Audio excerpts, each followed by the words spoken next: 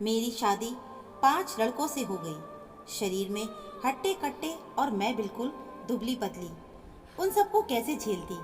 जैसे ही सुहागरात का टाइम आया, वो 5 लोग बारी बारी से मेरे साथ सुहागरात मनाने लगे। उसके बाद मेरे साथ जो हुआ वो जानकर आपके रोंगटे खड़े हो जाएंगे। दरअसल मैं एक ऐसे खानदान में पैदा हुई थी जहाँ सभी भाइयों की दुल्हन एक ही लड़की बनती थी। मेरी माँ भी मेरे पापा और ताऊजी और चाचा जी की एक ही पत्नी थी। मैं 15 साल की थी और मुझसे बड़े मेरे 4 भाई थे। घर में शादी का माहौल था क्योंकि मेरे चारों भाइयों की शादी थी। भाभी सिर्फ एक ही थी। तब मुझे उस बारे में कुछ खबर नहीं थी। मैं बिल्कुल अनजान थी। मुझे नहीं पता था कि ऐसा भी कोई रिवाज होता है। मैं तो इस खुशी में झूम रही थी कि मेरे घर में 4 भाभियां आएंगी। लेकिन भाइयों की शादी के बाद जब दुल्हन का गृह प्रवेश किया जा रहा था तो मेरे चारों दूल्हे भाइयों के साथ केवल एक ही दुल्हन थी। सब लोग बहुत खुश थे कि घर में बहू आ गई और मैं सिर्फ इसी सोच में थी कि आखिर मेरी बाकी 3 भाभियां कहाँ हैं। खैर, मैं इस सबको भूल गई और नाचने गाने में लग गई। कुछ दिन यूं ही निकल गए। रोज देखती कि मेरी भाभी के पास सभी भाई जाते हैं। पढ़ाई लिखाई उस समय होती नहीं थी और अगर थोड़ी बहुत होती तो वो सिर्फ लड़कों के लिए। लड़कियों को पढ़ाया नहीं जाता था। कुछ दिन के बाद मेरी सहेली की बहन की शादी थी। उसके पिताजी और मेरे पिताजी एक अच्छे दोस्त थे, इसलिए उनकी शादी में हमारे पूरे परिवार को बुलाया गया। सब लोग के साथ मैं भी वहाँ गई थी। जब उनके यहाँ बारात आई तो 3 दूल्हे थे। मैं फिर सोचने लगी कि उनके यहाँ तो सिर्फ एक लड़की की शादी है, तो फिर दूल्हे 3 कैसे। खैर, उसकी शादी के बाद जब मैं घर आई, जब माँ को सारा काम करके खाली बैठे देखा तो मैंने माँ से पूछ लिया कि आखिर ये क्या है, एक लड़की के इतने सारे दूल्हे कैसे हो सकते हैं। तभी मेरी माँ ने मुझे प्यार से समझाया कि बेटी, हमारे समाज की एक प्रथा है जिसमें जहाँ लड़की का रिश्ता तय किया जाता है वहाँ जितने भी भाई होते हैं उन सबसे शादी होती है। मैंने माँ से पूछा कि इतने सारे लड़कों को एक लड़की अकेले कैसे संभाल पाती है। तभी माँ ने कहा कि बेटा, अब जैसे भी हो ये सब तो करना ही पड़ता है। अब लड़की की किस्मत बता सकती है कि उसके कितने लड़कों के साथ शादी हो सकती है। मेरी ज़्यादा कुछ समझ में नहीं आ रहा था तो मैं वहाँ से उठकर चली गई। कुछ सालों के बाद जब मैं 18 साल की हुई तो मेरे घर पर मेरी शादी करने की बात चलने लगी।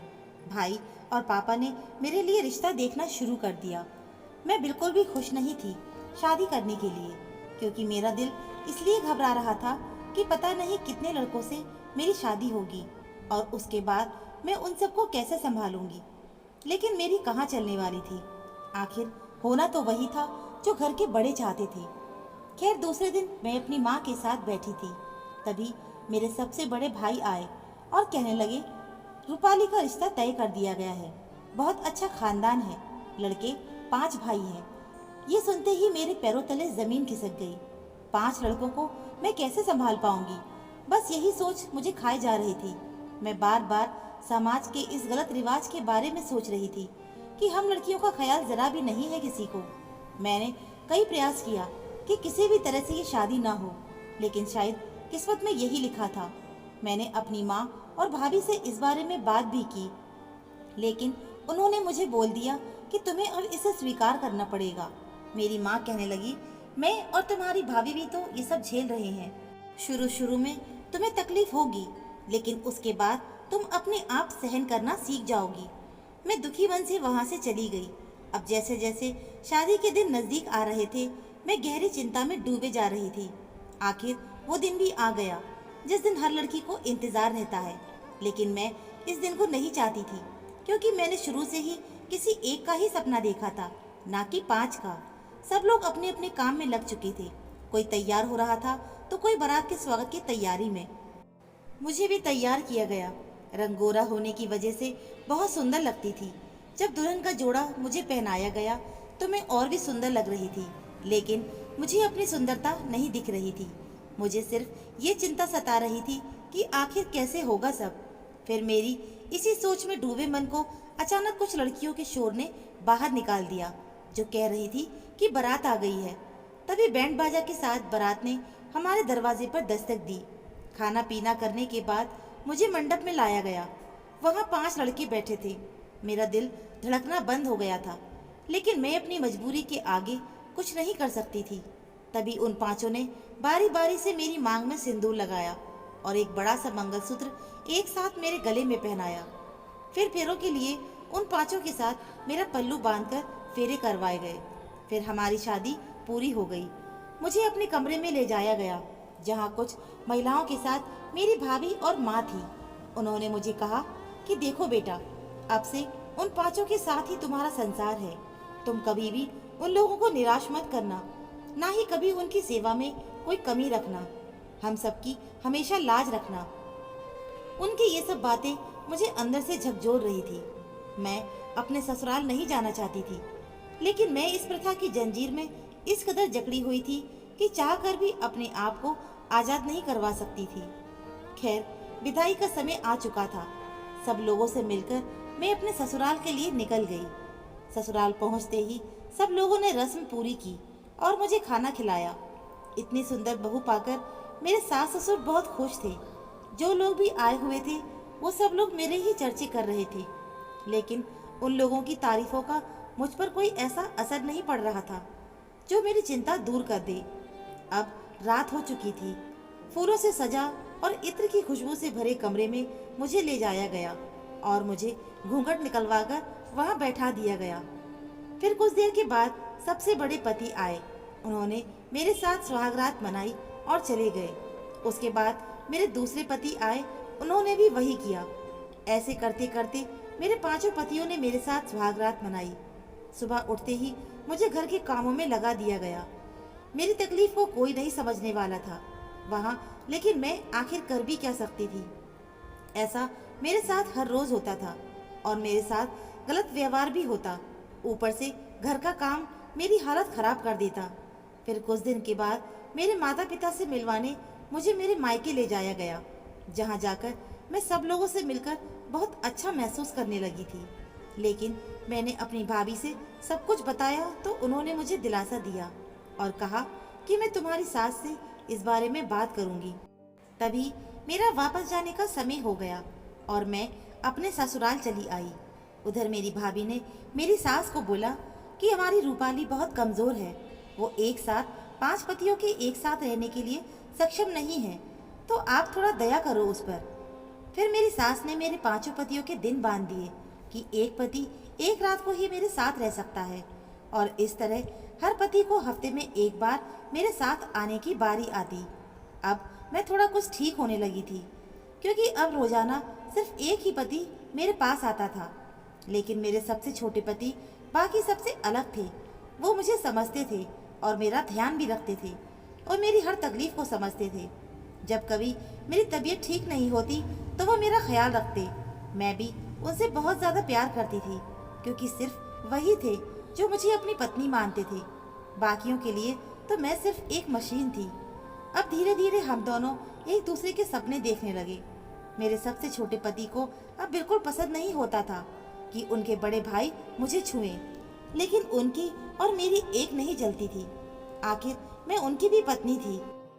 एक दिन मेरे सबसे बड़े पति ने मुझसे कहा कि तुम शिवा यानी कि मेरे सबसे छोटे पति को इतना प्यार क्यों देती हो? आखिर हम भी तो तुम्हारे पति हैं, हमें तो तुम इस तरह से प्यार नहीं करती। मैं उन्हें कुछ नहीं बोल पाई। फिर उन्होंने मुझे गुस्से से पीटना शुरू कर दिया और मेरे साथ गलत व्यवहार भी किया। मैं दर्द से करहाती रही, चिल्लाती रही, लेकिन उनको मुझ पर बिल्कुल भी रहम नहीं आया। इस तरह से उनकी तरह मेरे बाकी पतियों को भी मेरा शिवा के साथ प्यार बिल्कुल भी नहीं भाता था। वो भी मुझे मारपीट का शिकार बनाने लगे। शिवा को जब ये सब बिल्कुल पसंद नहीं आ रहा था, लेकिन वो बेचारा करता क्या। एक दिन मेरे मायके से संदेश आया कि मेरे भतीजा हुआ है, तो मुझे वहाँ बुलाया गया है।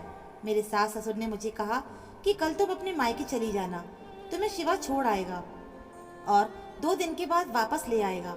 मैं खुश हो गई, क्योंकि कम से कम 2 दिन तो मैं इन हैवानों से छुटकारा पाऊंगी। उस रात शिवा की बारी थी मेरे कमरे में आने की। रात होते ही शिवा मेरे कमरे में आए।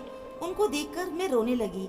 तब उन्होंने प्यार से मुझे अपने पास बिठाया और मेरा हाथ अपने हाथों में लिया और मुझे समझाने लगे। तभी शिवा कहने लगे देखो रूपाली, मुझे तुम्हारी ये तकलीफ नहीं देखी जाती है और ऊपर से तुम्हें कोई और छुए मुझे बिल्कुल बर्दाश्त नहीं होता। तभी मैंने कहा कि अब हम कर भी क्या सकते हैं। और सच कहूँ तो मैं भी आपके साथ ही रहना चाहती हूँ, क्योंकि मैं भी हमेशा से सिर्फ एक ही पति का सपना देखा था और इस समाज की प्रथा ने मुझे अपने सपनों से ही अलग कर दिया। तभी शिवा ने मुझसे कहा कि अब हम ऐसे नहीं रहेंगे। कल मैं तुम्हें तुम्हारे मायके छोड़ आऊँगा और वापस आकर घर से पैसे और गहने चुरा लूँगा। फिर 2 दिन बाद जब मैं तुम्हें लेने आऊँगा तो हम लोग यहाँ से कहीं दूर भाग जाएंगे, अपनी अलग दुनिया में, इन सबसे दूर। शिवा की इन बातों से मुझे बहुत सुकून मिला। अब मुझे एक उम्मीद जागी थी कि शायद अब मुझे ऐसे अत्याचार नहीं सहने पड़ेंगे। दूसरे दिन मैं अपने कपड़े डालकर पीहर के लिए शिवा के साथ निकल पड़ी। तभी शिवा के किसी दोस्त की दुर्घटना घटी तो शिवा को वहां जाना पड़ा और शिवा ने मुझे मेरे पीहर जाने वाली बस में बैठा दिया और खुद अपने दोस्त के पास चले गए। सब कुछ प्लान के मुताबिक हो रहा था। शाम का समय हुआ, मेरे ससुर के पास मेरे पिताजी का फ़ोन आया तो उन्होंने कहा कि क्या हुआ जो आपने आज रूपाली को भेजा क्यों नहीं। तभी मेरे ससुर ने कहा कि ये क्या बात कर रहे हो, रूपाली को तो सुबह ही बस में बैठा दिया था। फिर शिवा के आने के बाद मेरे ससुर ने शिवा से कहा कि रूपाली अभी तक अपने घर नहीं पहुंची है, क्या तुमने उसे सही से बस में नहीं बिठाया था। शिवा ने कहा नहीं, मैं तो उसे अच्छी तरह से बस में बैठाकर आया था। अब शिवा भी बहुत घबरा गए कि आखिर रूपाली कहाँ गई। मेरे मायके वाले भी आ गए थे, दूसरा दिन भी हो गया था, लेकिन अभी तक मेरे बारे में कोई खबर नहीं आई थी। सबसे ज़्यादा शिवा दुखी थे कि आखिर मैं कहाँ गई। 2 दिन के बाद वो मेरे साथ अपनी दुनिया बसाने वाले थे, लेकिन उससे पहले ये घटना हो गई थी कि मेरी कोई खबर न लगने पर सब लोगों ने पुलिस को खबर करने की सोची और थाने में जाकर रिपोर्ट दर्ज करवा दी। पुलिस अपनी छानबीन में लग गई थी। तभी रूपाली की लाश उन्हें सड़क के दूसरे किनारे पर मिली, जिस पर पत्थर से वार किया हुआ था, जिसकी वजह से रूपाली की पूरी बॉडी कुचली हुई थी। सब लोगों ने रूपाली की बॉडी उसके कपड़ों और हाथ पर बने टैटू से पहचान ली थी और अंतिम संस्कार कर दिया गया। अब सवाल था कि आखिर रूपाली को मारा किसने। जब रूपाली गई थी तो उसके गले में कई तरह के गहने डले हुए थे जो लाश पर नहीं मिले। सब लोगों ने इसे लूटकर मरने का इरादा समझा। कुछ दिन तक तो पुलिस ने छानबीन भी की, लेकिन अपराधी नहीं मिला। फिर बाद में इस घटना को भुला दिया गया था। सब लोग भी भूल चुके थे, लेकिन रूपाली को भुलाना शिवा के लिए बहुत मुश्किल था। वो रूपाली की याद में दिन रात खोया रहता था। एक दिन रात को शिवा अपने कमरे में सो रहा था कि तभी उसे खटखट की आवाज सुनाई दी। शिवा ने अपने कमरे का दरवाजा खोला और घर की पिछली तरफ गया जहां पर से आवाज आ रही थी।